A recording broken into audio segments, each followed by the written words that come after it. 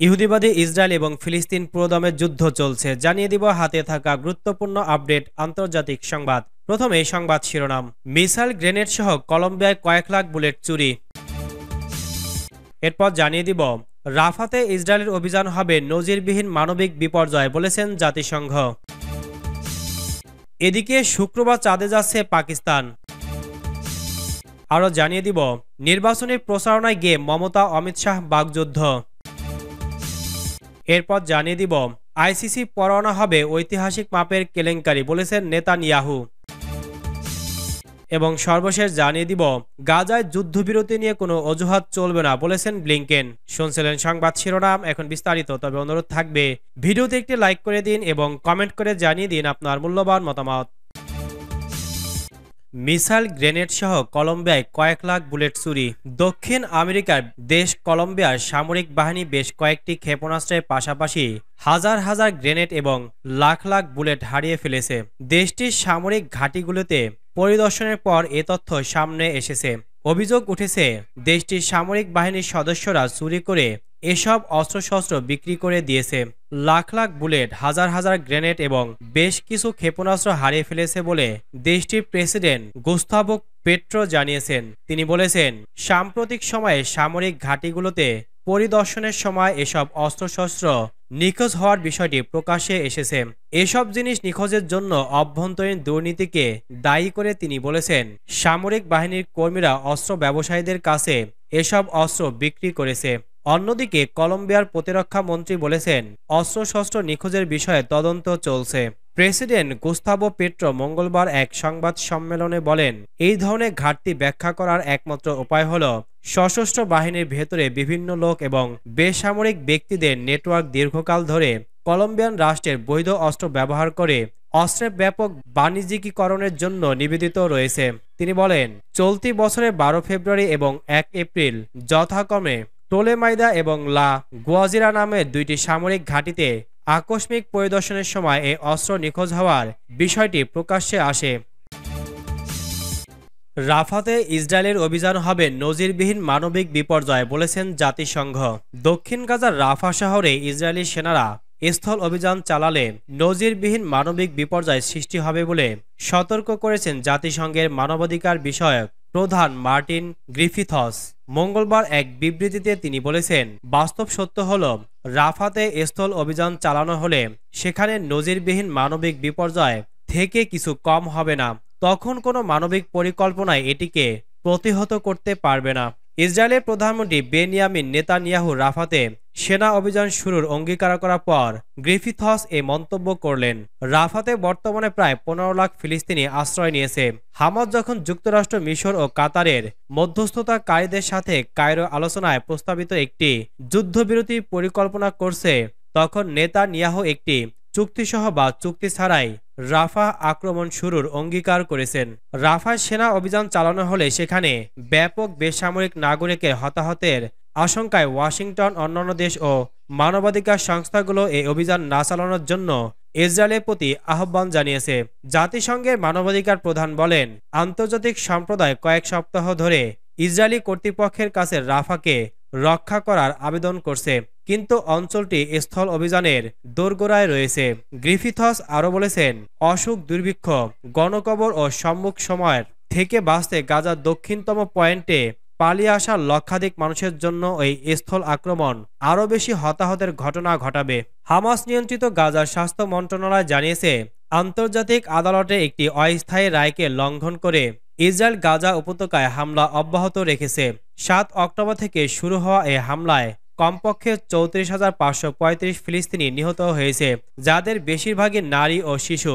আহত হয়েছে আরও প্রায় 77,575 জন। গাজার উপর ইসরায়েলি এই আগ্রাসনের কারণে খাদ্য, বিশুদ্ধ পানি এবং ঔষধের তীব্র সংকটের মধ্যে ভূখণ্ডের প্রায় 85% জনসংখ্যাকে অভ্যন্তরীণ বাস্তুচ্যুতির দিকে ঠেলে দিয়েছে।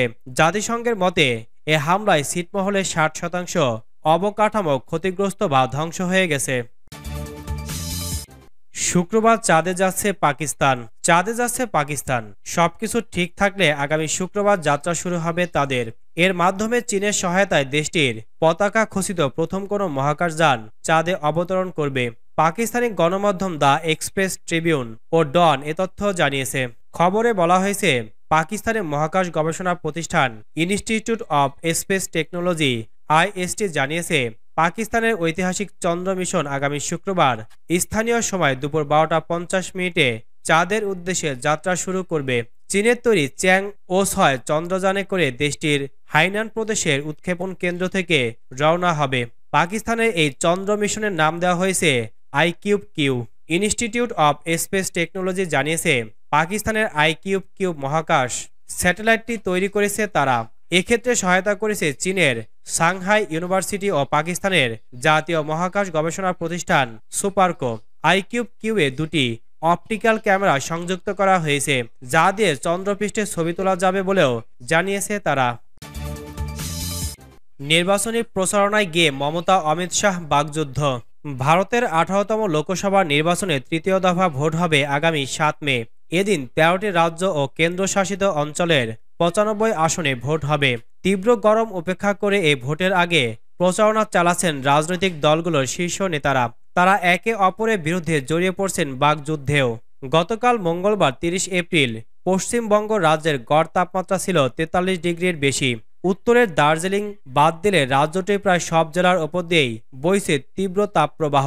ঠিক এর মধ্যে রাজনৈতিক দলগুলো ভোটের প্রচারণায় ঘাম ঝরাচ্ছে রাস্তায় রাস্তায়। তীব্র গরম উপেক্ষা করে মাথায় টুপি কিংবা কাপড় জড়িয়ে নেমে পড়ছেন জনসংযোগে। তীব্র এই গরমের মধ্যে রাজ্যটিতে উত্তাপ ছড়াচ্ছেন বিজেপির শীর্ষ নেতারাও। বসে নেই মমতা বন্দ্যোপাধ্যায়। 95 আসনের মধ্যে 7 মে পশ্চিমবঙ্গ রাজ্যের মালদায় 2টো এবং জঙ্গিপুর ও মুর্শিদাবাদে ভোট। এবার বিজেপির লক্ষ্য 42টির মধ্যে 35 আসন লুফে নেওয়া। আর সেই লক্ষ্য নিয়ে বর্ধমানে গেরুয়া শিবিরের পক্ষে ভোট চান অমিত শাহ। নির্বাচনী প্রচারণায় গিয়ে বলেন, আসামে বিজেপি সরকার ক্ষমতায় থাকায় ঘুষ লেনদেন বন্ধ হয়ে গেছে। অন্যদিকে অমিত শাহকেও তুলোধনা করেন তৃণমূল নেত্রী। তিনি বলেন, পশ্চিমবঙ্গে ধর্ম নিয়ে রাজনীতি চলবে না। তৃতীয় দফাতেও পশ্চিমবঙ্গে লড়াই হবে ত্রিমুখী। বিজেপি ও তৃণমূল ছাড়াও কংগ্রেসও এখানে লড়াই করছেন। 2019 সালের নির্বাচনে রাজ্যটিতে মাত্র 2টো আসন পেয়েছিল কংগ্রেস। আইসিসির পরোয়ানা হবে ঐতিহাসিক মাপের কেলেঙ্কারি, বলেছেন নেতানিয়াহু। গাজায় যুদ্ধ অপরাধের দায়ে আন্তর্জাতিক অপরাধ আদালত ICC গ্রেফতারি পরোয়ানা জারি করতে পারে, এমন শঙ্কার মধ্যে আগেই পাল্টা হুঁশিয়ারি দিয়ে রাখলেন ইসরায়েলের প্রধানমন্ত্রী বেনিয়ামিন নেতানিয়াহু। তিনি বলেছেন, আশঙ্কা করা হচ্ছে তারা IDF ইসরায়েলি প্রতিরক্ষা বাহিনী কমান্ডার ও রাষ্ট্রীয় নেতাদের বিরুদ্ধে যুদ্ধ অপরাধের জন্য গ্রেফতারি পরোয়ানা জারি করবে। এই আশঙ্কা বাস্তবে পরিণত হলে তা হবে একটি ঐতিহাসিক মাপের কেলেঙ্কারি। বার্তা সংস্থা রয়টার্স জানিয়েছে, ইসরায়েলের প্রধানমন্ত্রী বেনিয়ামিন নেতানিয়াহু বলেছেন, আন্তর্জাতিক অপরাধ আদালত যদি হামাসের বিরুদ্ধে যুদ্ধ পরিচালনার অভিযোগে তার দেশের সরকারি কর্মকর্তাদের বিরুদ্ধে গ্রেফতারি পরোয়ানা জারি করে, তাহলে এই ঘটনা হবে একটি ঐতিহাসিক কেলেঙ্কারি। তিনি বলেন, আমি একটি বিষয় পরিষ্কার করতে চাই, হেগ বা অন্য কোথাও নেওয়া কোনো সিদ্ধান্তই যুদ্ধের সমস্ত লক্ষ্য অর্জনে আমাদের সংকল্পকে বাধাগ্রস্ত করতে পারবে না। আমাদের লক্ষ্য হলো সমস্ত ইসরায়েলি জিম্মিদের মুক্তি, হামাসের বিরুদ্ধে সম্পূর্ণ বিজয় এবং গাজা আর কখনো ইসরায়েলের জন্য হুমকি হয়ে উঠতে পারবে না তা নিশ্চিত করা।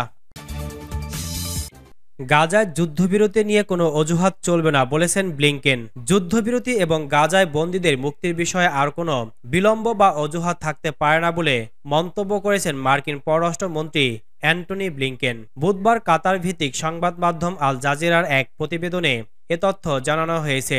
প্রতিবেদনে বলা হয়, মার্কিন পররাষ্ট্রমন্ত্রী তেল আবিবে সাংবাদিকদের সাথে কথা বলার সময় বলেছেন, গাজায় যুদ্ধবিরতি ও বন্দীদের মুক্তির জন্য একটি চুক্তিতে পৌঁছাতে কোনো বিলম্ব, কোনো অজুহাত থাকতে পারে না। ব্লিংকেন ইসরায়েলি প্রেসিডেন্ট আইজ্যাক হারজোগের সাথে সংক্ষিপ্ত মন্তব্য বলেন, আমরা একটি যুদ্ধবিরতি পেতে দৃঢ় প্রতিজ্ঞ, যার মাধ্যমে বন্দীদের মুক্তি নিশ্চিত করতে পারে। এ সময় ব্লিংকেন বর্তমানে আলোচনার টেবিলে থাকা হামাসের 40 দিনের যুদ্ধবিরতির প্রস্তাবটিকে অসাধারণভাবে উদার হিসাবে বর্ণনা করেছেন।